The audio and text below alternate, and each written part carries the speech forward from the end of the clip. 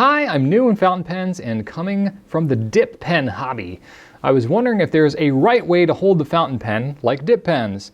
By the way, love the videos and the blog. I'm learning so much. Thank you. You're welcome. Yes. There's like a more ideal way. People hold their pens all different kinds of ways. But, if you want to get most ideal of your writing circumstance, there's kind of a proper way to hold it. It's not quite as particular as, dip pens, especially if you're using like an oblique, offset nib holder. It's not going to be quite as specific as that, but it's going to still be somewhat picky. Fountain pens are a little more forgiving than dip pens, but maybe not quite as much as, say, ballpoints. So the ideal hand position is to have the pen at about a 45-degree angle. And of course, you can modify it a little bit up or down, but usually the more up you hold it, the drier the pen's going to write. The more down you hold it, the wetter the pen's going to write. Some of that depends on the tipping material and the way they grind it and stuff like that. But you want to hold it about a 45-degree angle. Generally speaking, the proper hand position is to have a 3-finger grip, to have your thumb and your forefinger on the top of the pen, and then your middle finger on the underside of the pen, and kind of supporting it just like so. So you have kind of a triangle thing. Now there's plenty of people that have a 4-finger grip and other various modifications. And that's fine, but I'm just telling you kind of what's generally most ideal. Have the nib pointed straight up towards the sky. You don't want to rotate it a lot because then it's not going to write properly. In order to get the capillary action to flow properly through the nib, you need to have the pen so that the nib is facing up and the feed is always facing down.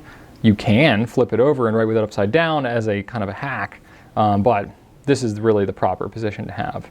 And then beyond that, it's really just a matter of your posture and, how you're actually writing. So you want to, it's kind of like when you're doing calligraphy, it's not that dissimilar. So you want to have your elbow at about a 90-degree angle. There's all kinds of different methodologies, but the one that I ascribe to the most is kind of the like American cursive style, which is, I have Michael Soles, he's a master penman, he's got a book on American cursive writing, and Spencerian and stuff like that, and he kind of likes to do it's not a whole arm like where you lock the wrist and then you just write with your arm. That if you're doing a lot of calligraphy, that can work, but most of us are not writing enough to build up the fine-tuning of those large muscles here, whereas most people who are writing with pencils and ballpoints and stuff like that, their arm is planted and it's all wrist and finger movements, which is why your hand cramps up. So he touts using a kind of a blend of the two. So you do some whole arm movement and some wrist movement as well. And that I find tends to work pretty well with me. Of course, like anything, the more you practice, the better you'll get. But basically, you kind of plant your heel of your hand on the paper, have your pen at about a 45-degree angle. Ideally, left-handed is a whole different scenario, but ideally, left-handers, writing at a 45-degree angle underwriting. A lot of people are side writing and hook writing and stuff like that. But generally speaking, you want it at a 45-degree angle from your writing line. So if I have, a sheet of paper and, the lines are here, I want my pen at about a 45-degree angle here as I'm writing across. So 45 there, 45 up from the paper this way, and then that tends to work pretty well.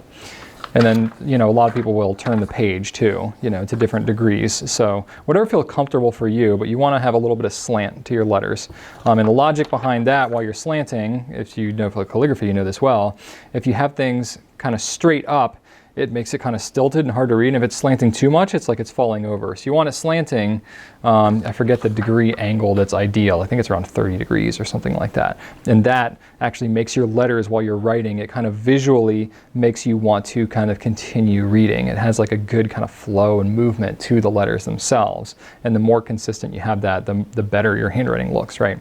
So anyway, that's kind of it. So it's not super complicated, but the better posture you have, the longer you're going to be able to write. And then having your pen more in that 45-degree range, kind of all around, is going to generally give you the best performance in writing with a pen. Now, everybody's got a different style and all that kind of stuff. and you can modify it however you see fit, but that's kind of the good place to start. And whenever you're saying like, oh, my pen's not writing well, that's one of the first things to check, is to make sure you have it kind of in a standard position there, because that's usually how the pens are tuned and ground and stuff like that, to be able to write in that position. The other thing that I want to say specifically with fountain pens is, and it's probably similar with dip pens too, but you know, anybody who's coming over from kind of the ballpoint world, you're used to holding your pen kind of at a very steep angle. You're probably used to writing with your fingers really close, and you're used to like bearing down on it, because those pens don't write that well. So you got to really bear down on it and just grill that into the page.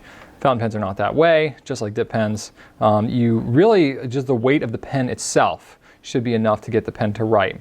And so you're not wanting to give additional pressure. If you do that, that's going to cramp up your hand. That's going to put pressure on the nib. It might cause flow issues over time. It's going to cause over time, you're going to wear out your nib a little bit, spring it, and it's going to write wetter. And then you might even, if you write too hard with it that way, you might even bend the nib and ruin it. I've seen that happen before too. People that just don't know that much of, you know, kind of how to write with these pens, they end up writing too hard, and then of course it starts to write dry, and because the nib is all messed up, and then when it's writing dry, they press even harder, because that's what you do with ballpoints. So that could be the thing. So don't over rotate the pen, don't write with hard pressure, and keep it on the 45s, and I think you'll be in good shape.